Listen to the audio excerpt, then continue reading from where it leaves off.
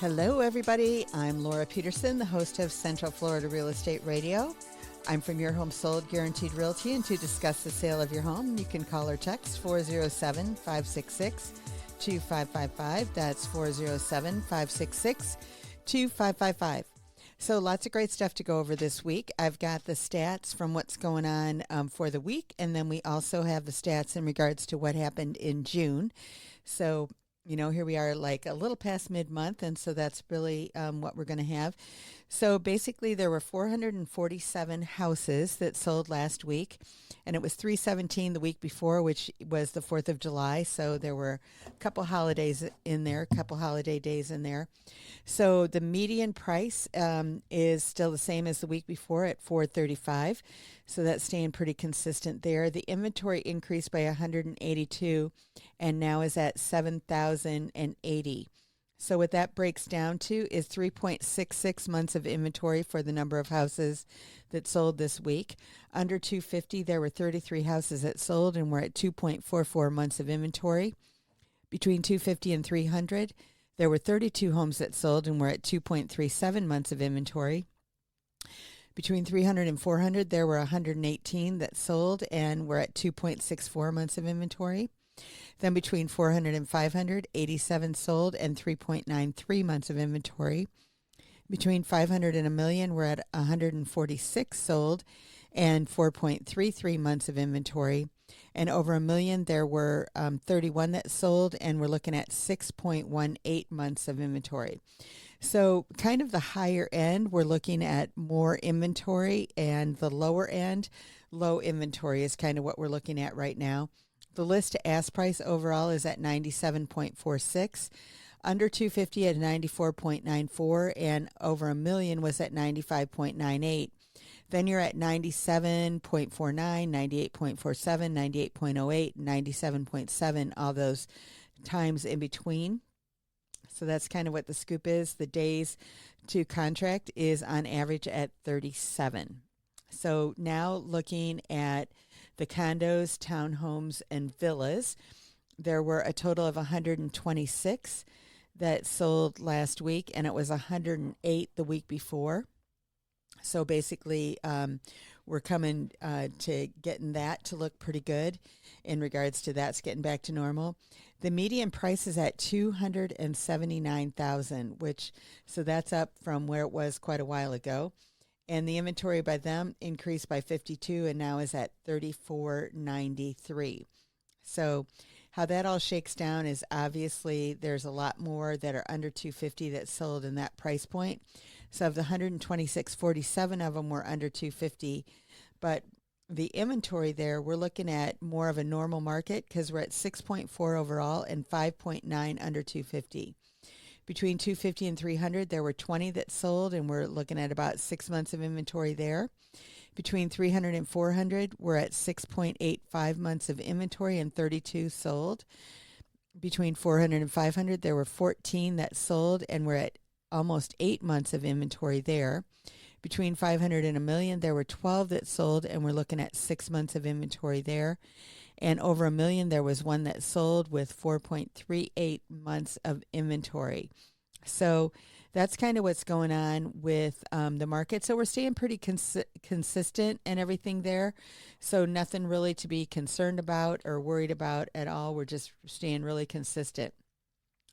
When we're looking at year over year between June of 2023 versus June of 2024, the inventory, now this is everything. This is houses and condos and townhouses and everything together. We're not breaking down here. But in June of 23, there were 5,450 in inventory, and now there's 10,796. So a 98% increase in the number of homes on the market. So, when I'm talking about it and I'm telling everybody that price is very, very critical, you can see why. It's extremely critical. The number of properties that were sold in 2023 actually was higher than June 2024. 2023, there were 3,124 properties that sold in June of 23, and June of 24 was 2,601. So that's down 16.7% in the number. The average price actually went up. It was at 461,242 in 23 and 489,845 in 24. So that's a 6.2% increase. So we like to see that. The median price went up as well by $10,000 from 385 to 395. It was only a 2.6% increase is what the scoop was on there. Days on the market was at 41. Now it's at 54.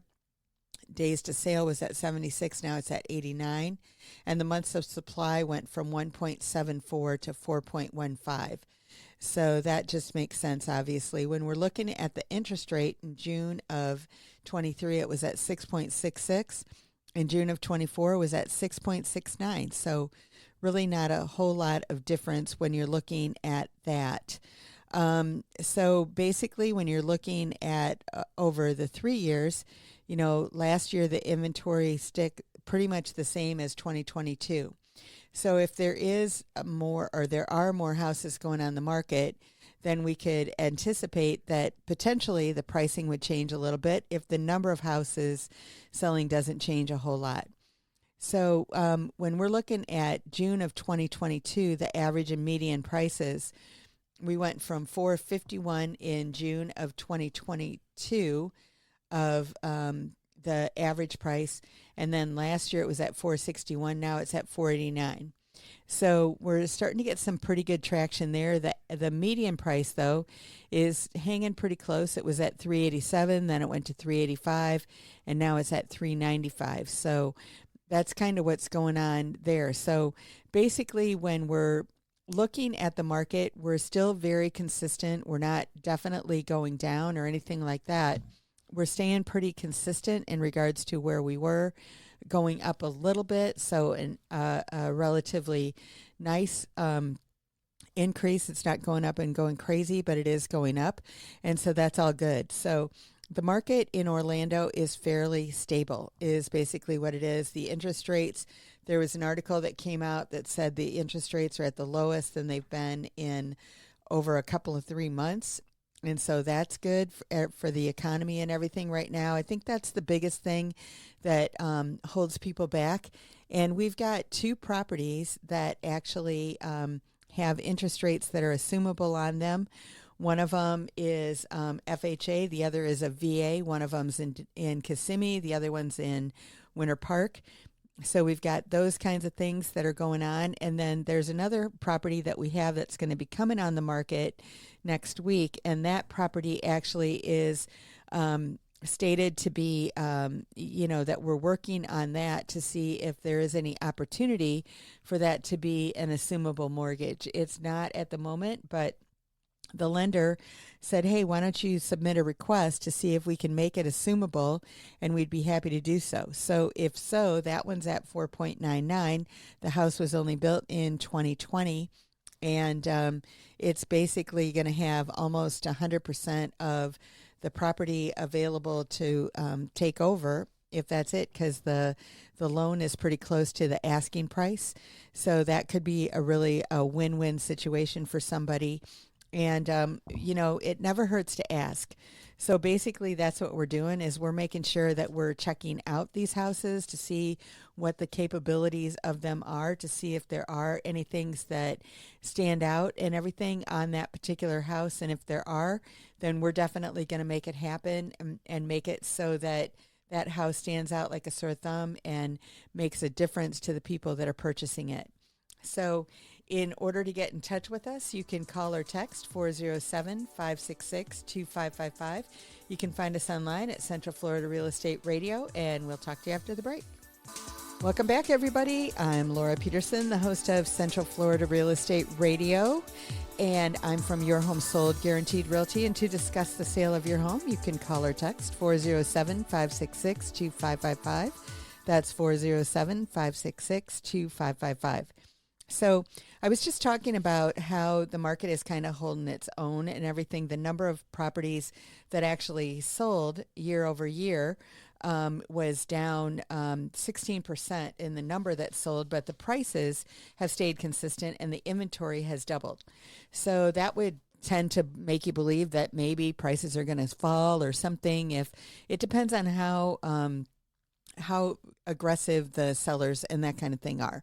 If somebody really needs to sell, they might price their property under somebody else, and get a war going on a reverse buyer's war of a seller's war that they want to have the market go down.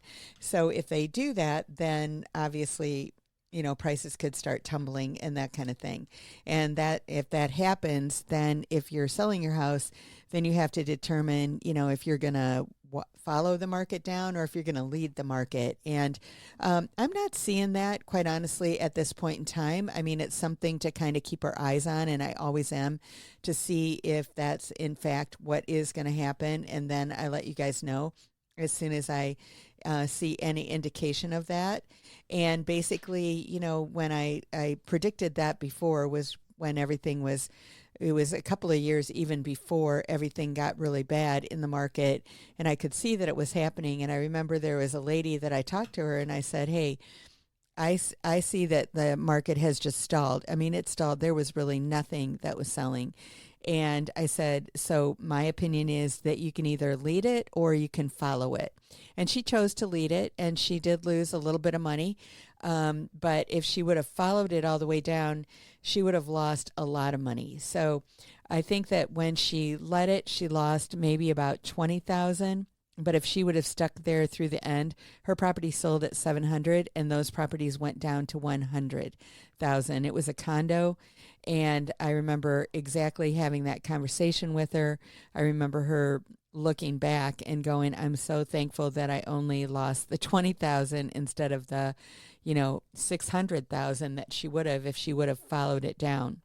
So I don't see any of that, any indications for anything like that happening in our area. There is so much growth, so many things that are going on that there isn't any indication that we're going to have anything, going down. Now, an interesting study, however, that I did find and could be the result of exactly the less houses that are sold, and its foreign investment in the U.S. is on existing homes dropped.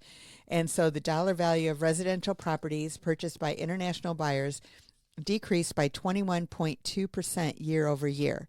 But Florida remains the top destination for foreign buyers.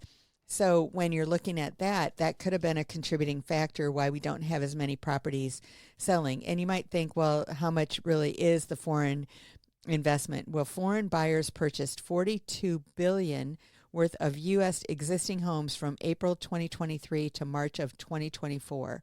And that was 21% down from the prior 12-month period.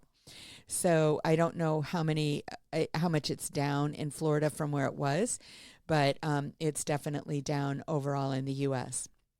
So international purchasers purchased 54,300 properties, and that's down 36% from the previous year. So they were buying more expensive houses than they were buying before. So they just started checking into this figure in 2009. Before that, they never even kept track of it. So we don't really know, what it was prior to that.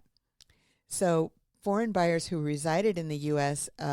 Or as recent immigrants or who were holding visas that allowed them to live in the U.S. purchased $22.6 billion worth of U.S. existing homes, which was down 3.4% from the previous year and 54% of the dollar volume of the purchases. Foreign buyers who lived abroad purchased $19.4 billion worth of existing homes, and that was down 35%. So basically, the bottom line is the ones that were living here, that's down, but just down a little bit.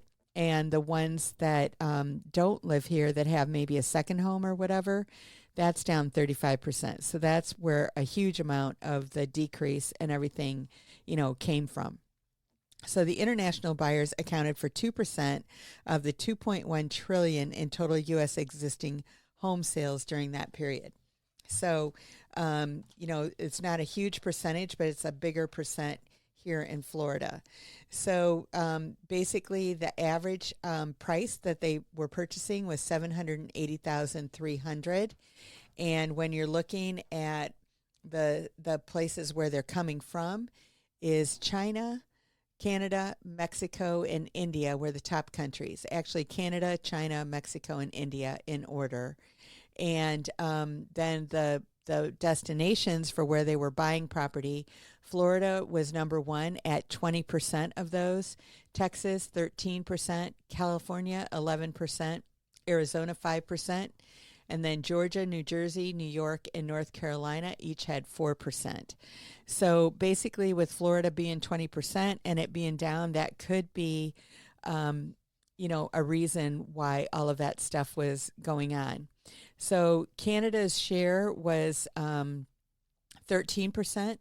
China and Mexico are both at 11%, India 10%, and China was first in U.S. residential sales dollar volume at 7.5 billion, and Canada was 5.9 billion, India was 4.1 billion, and Mexico was 2.8 billion, and Colombia was 0.7 billion. So those are the top 5 countries. And Florida, for the 16th consecutive year, was the top destination for foreign buyers. So it's something that we need to pay attention here and all of that kind of good stuff to see basically what's going on. All cash sales accounted for half of the international buyer transactions compared to 28% of all home buyers. So 28% of all purchasers are cash, but 50% were of the foreign people bought with cash. Non-resident foreign buyers, 68% were more likely to make an all-cash purchase than resident purchasers. They were 36%. And more than two-thirds of Canadians, 69%, and 68% of the Chinese buyers made all-cash purchases, the highest shares among the top foreign buyer nations. So basically, when you're looking at it and wondering what's going on, I mean, cash is king. And I know a lot of people think that somebody's going to come in there and they're going to buy their property for more than market value because they're not going to know what the market is. Well, trust me, when these people have cash, they know what the market is. They know what they want. They know what they're willing to spend. And they're not overpaying for property. And like I said a few weeks ago, there was an article that came out in Money Magazine, and I looked it up again this week because I wanted to see it and look at it. And basically, the average cash buyer will pay at least the 12% less than somebody who's getting a loan. And that's just over 40 years and looking at all of the house sales in the U.S. So that's not a small number, a small study that they did. It was over 40 years and looking at all the cash sales, and they came out with that figure that averaged like 12% less. So that's a huge amount when you're looking at it as 12% less, but knowing of that certainty is something that people want and that they crave and all of that kind of stuff. So I guess that, you thinking that somebody's going to come in and pay cash and pay more than what the value is, you're kind of, smoking something, and basically it doesn't make a whole lot of sense. So that's where I go back to that, in order to get the best price on your home, you have to price it appropriately and make sure that everything's going to work out the way that you want it to. So in order to get in touch with us, you can call or text 407-566-2555. You can find us online at centralfloridarealestateradio.com, and we'll see you after the break. Welcome back, everybody. I'm Laura Peterson, your host of Central Florida Real Estate Radio, and I'm from Your Home Sold Guaranteed Realty. And to discuss the sale of your home, you can call or text 407-566-2555. That's 407-566-2555. So another thing that I ran into this week was talking about how Florida dominates first-time buyers.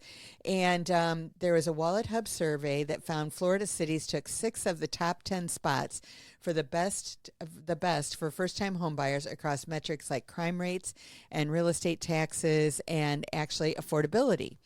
And so basically what they're saying, it's saying buying a home for the first time is a very stressful and difficult process, especially when housing prices are through the roof and interest rates have risen sharply in the past few years. The best cities for first-time home buyers not only are affordable both in terms of buying a house and living there afterwards, but also have a lot of housing choices as well as low crime rates and good schools. So Orlando made it in the top five, actually number five. So number one is Palm Bay.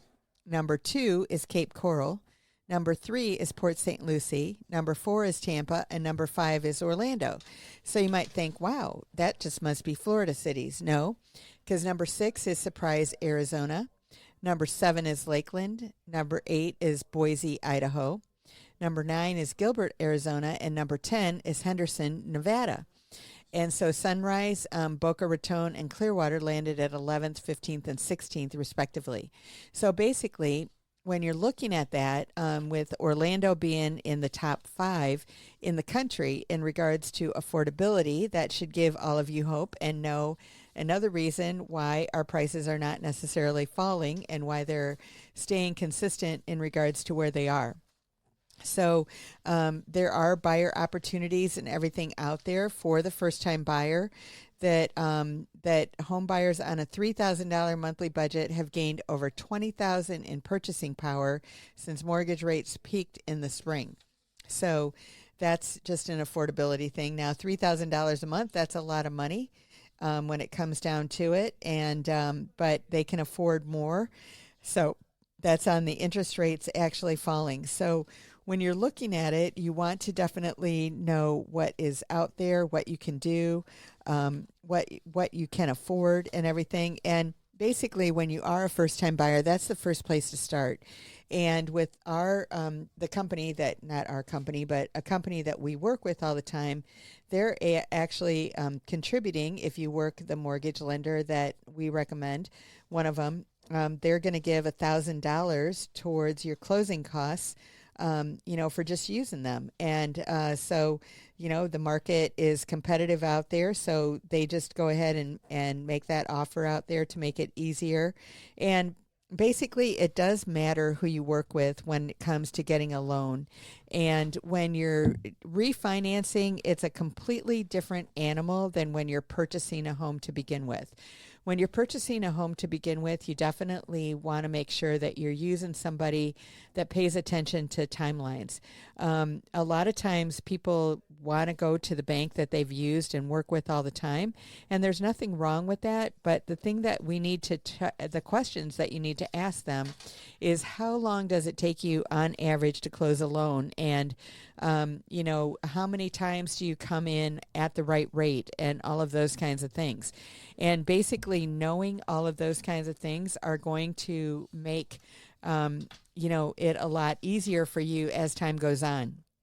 The difference really in asking mortgage professionals is, are they paid based on commission in regards to what they do, or are they on salary, and that's already included in there?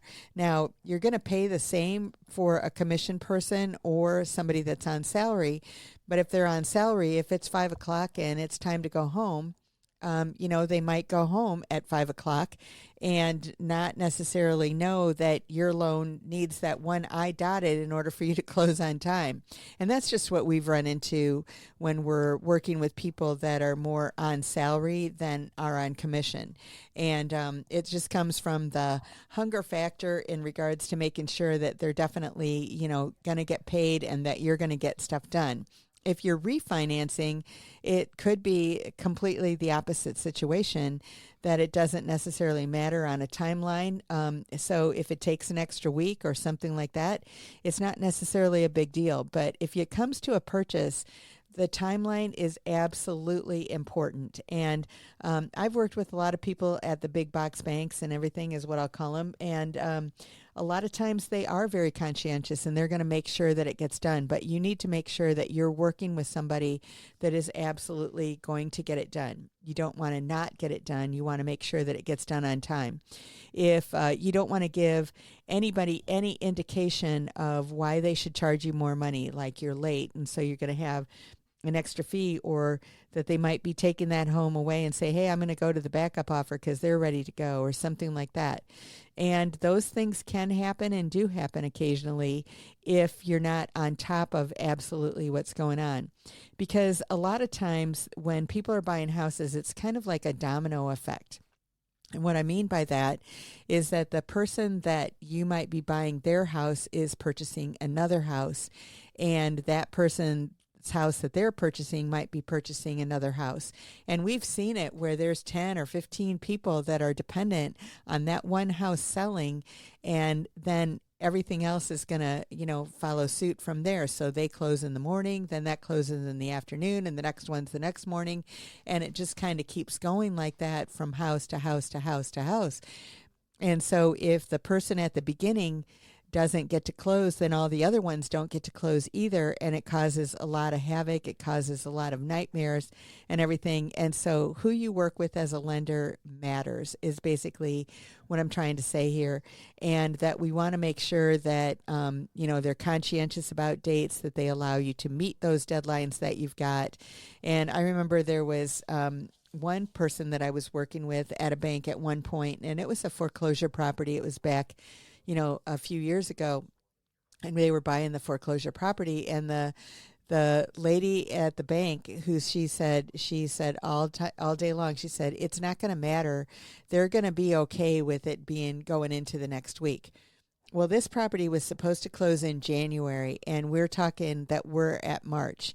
In January, they did let it go, and in February, they let it go too. And I told the banker, I said, ma'am, I know that if this is not closed by the end of the quarter, that they are going to drop this buyer. You could close it April 1st, April 2nd. It would not matter. They need it closed by the end of the quarter. And, anybody that's on some kind of a quota system, which all of these people that were working with the banks in the bank-owned property is that if the properties didn't close by that quarter and that bank didn't have what they needed on their balance sheet or income statement for that quarter, it was a really big deal. And so they were going to lose bonuses by that not closing. And so they didn't want that buyer to, to get that property after that point in time. And the lady told me, she said, no, I guarantee they're going to take it. And I said, ma'am, I beg to differ. You really need to put a priority on this. It's been 3 months. You really need to make it happen. And she didn't. And those people did not get the house. It was canceled so quick, you couldn't even believe it. And they almost lost their deposit. There was a way that I made it happen so that we did get it back. We had to wait a couple of months and everything in order to do it. But basically the bottom line is that, she wasn't on time and didn't think it made a difference in the contract. And it absolutely did. And there was a lot of work that was done. There was a lot of money that was spent, by contractors and all of that kind of thing, because it was actually a 203K loan, which what that is that's an FHA loan that you're going to repair it after it was done. So the people that had owned the house before it was bank owned, they had gutted it. They had taken off all of the toilets. They had taken off all the kitchen cabinets. They had taken off all the molding going around the property. They had, pretty much taken off all the doors. There was a lot of work that needed to be done in that house. They had taken up the carpet just because they didn't want anybody else to have it. And so, when they left that house, they were pretty ticked off, and they took everything with them because they didn't like the fact that they were foreclosed on. And so as a result of that, it was a loan that was going to be what they call a 203K, which means that you go ahead and everything was, there were bids and all of that kind of stuff that were going to be done in order to make that property, up to snuff. So what happens is that you buy it at the amount. There's an amount that stays in escrow, and then as everything is fixed, then that gets paid to all the contractors and all that kind of stuff. So everything had been done on all of that stuff. All the contractors had been decided and all of that kind of thing, and all they needed was that final funding of the loan. and it didn't happen on time, unfortunately. So you have to be really careful in regards to who you work with when it comes to purchasing a home, to make sure that their priority is your priority, to get it done on time and without hiccups. And that's what our goal is, and why we work with the people that we do, because we know that we can count on that. So in order to get in touch with us, you can call or text 407-566-2555. You can find us online at centralfloridarealestateradio.com, and we'll see you after the break.